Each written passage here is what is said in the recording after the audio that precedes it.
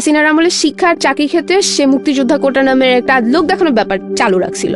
তো এটা চালু রাখছে যাতে সে তার নিজের দলের লোকজনকে বড় বড় পোস্টে রাখতে পারে, যেটা আমাদের মতো অনেক ট্যালেন্টেড মানুষের জন্য প্রচন্ড পরিমাণে আনফেয়ার। এই আনফেয়ারটার এগেনস্টেই আসলে আমরা কোটা আন্দোলনে নামছি।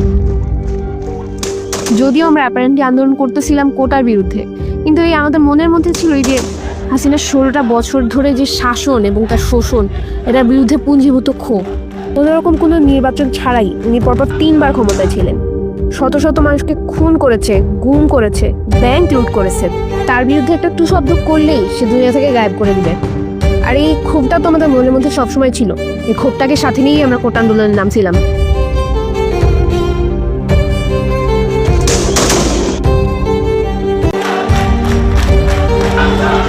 আমাদের দমাইতে শেখ হাসিনা তার সর্বশক্তি প্রয়োগ করছে। মুক্তিযুদ্ধের বিরুদ্ধে এত ক্ষোভ কেন? তাহলে কি রাজাকারের নাতিপুতিরা পাবে? তখনই আমরা ছাত্রীরা আমরা রাস্তায় নামছি, বিভিন্ন হল এর গেট ভেঙে আমরা সবাই রাস্তায় নেমে আন্দোলন করছি। The whole paradigm shifted. আমরা আন্দোলনকে নতুন রাস্তা দেখাইছি।